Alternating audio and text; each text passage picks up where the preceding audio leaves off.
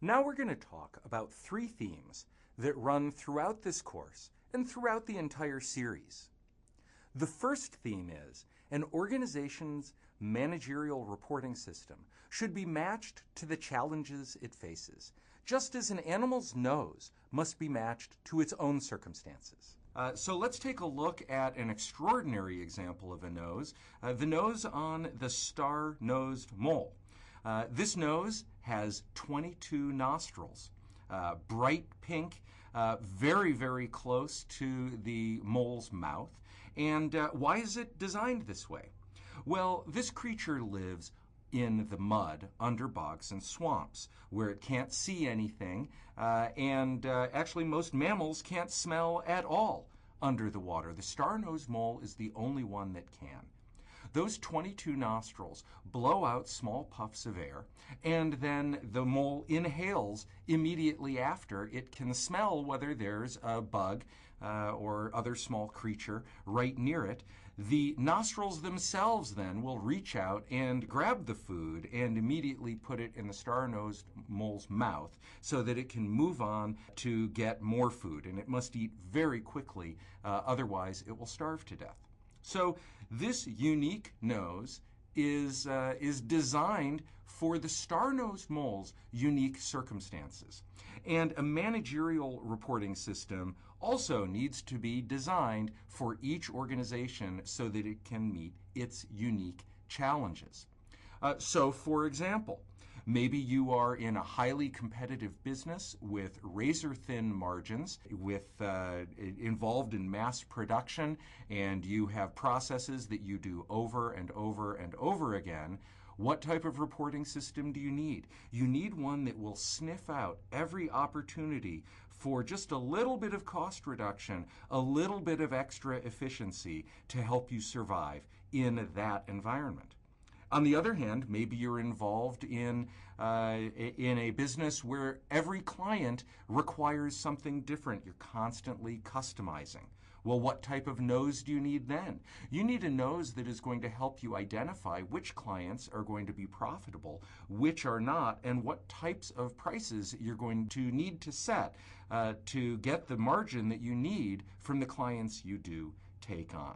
So again, theme one, your organization's managerial reporting system, its nose, should be matched to the challenges your organization faces.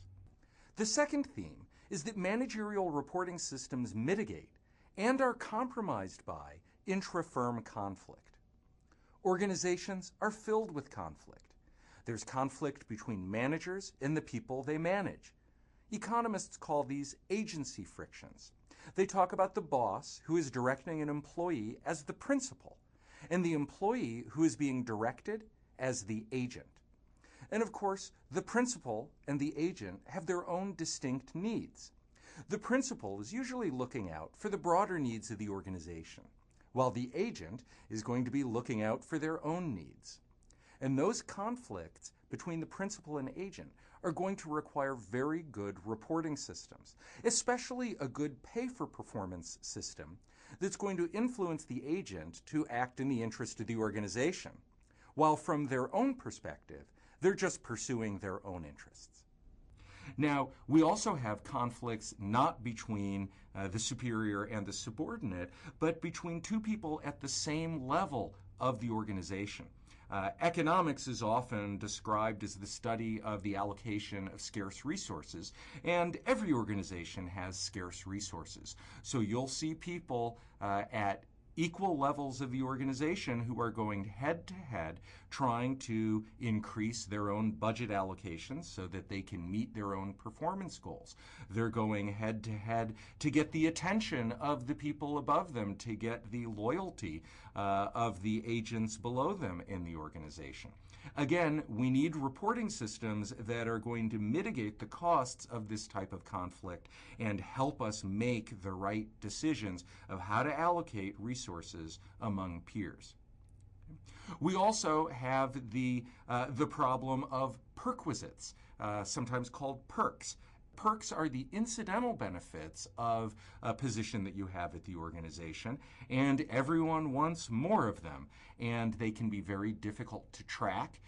We might know who's using the company jet, which is one type of perk, but it's a little harder to assess who got the slightly better assistant and who is being able to go out to more pleasant business dinners and trips.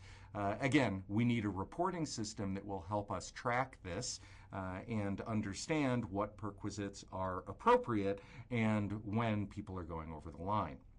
Finally, we have the issue of rent seeking. So first, let's just talk for a moment about rent. A landlord who owns a building will earn some profit by renting out their building. Well, as a person in an organization, employees also have forms of capital, but they're not necessarily things you can hold in your hand or touch like a building. They have authority to make decisions. They have information, and they have expertise. All of these are forms of capital that they can earn profit on, often at the expense of the organization itself. Let me share just one example of rent seeking that compromised a firm's managerial reporting system. A firm that shall remain nameless made thousands of different products, and there was one man who headed up a major unit in the division. One man who knew the costs of all the different types of products that they made. What did this man do? He used his authority over being able to set the managerial reporting system to thwart any efforts to get a highly informative, detailed public report of the costs of all of those different products. Why would he do this? Well, because as the only person who knew all that cost information, his informational capital became even more valuable. By distorting the reporting system, he made himself indispensable.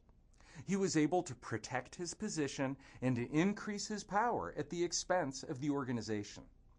This story is a great illustration of this second theme of this course, that managerial reporting systems mitigate but are also compromised by intra-firm conflict.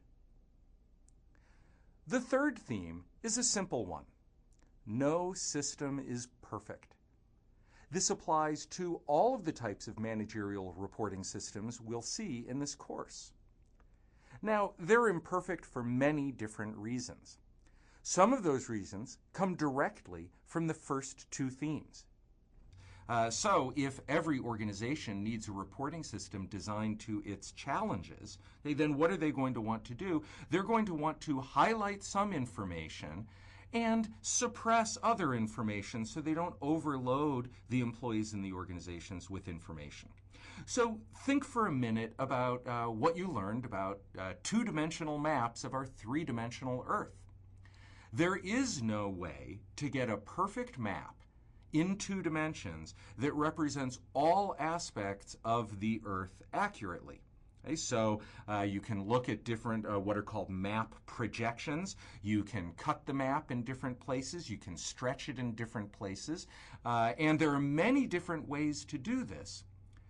What do map makers do? They need to decide which parts of the world they want to get a very close, accurate representation of, and which parts they're willing to give up.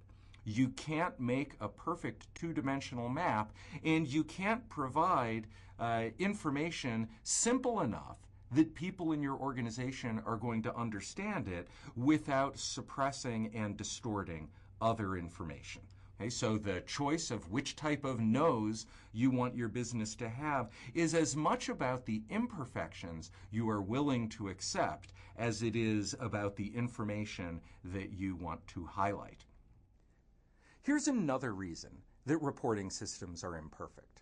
They are filled with legacy systems. Legacy systems are old solutions to old problems. Very likely, your firm still uses some long outdated software program. There are much better programs out there today. But you know what? No one wants to change that program. It's simply not worth the cost because it would be so disruptive to the business. Sometimes the technology is still fine, but the system was designed to solve problems that we no longer have. But we keep them on as a legacy because, again, it's just too difficult to change them. Finally, managerial reporting systems are bureaucratic systems, and bureaucratic systems, by definition, are one-size-fits-all systems.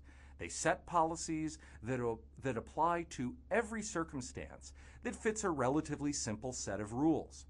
For example, at many organizations, every purchase over a certain dollar amount has to be approved by a series of people, no matter how obvious and urgent the need for the purchase. Now, everyone knows when they shop that one-size-fits-all clothing doesn't really fit anyone perfectly. So, when we impose a bureaucratic system, we're going to find that there are occasional gaps and puckers in the fabric of our system, because it's just not cost-effective to tailor it to every possible circumstance.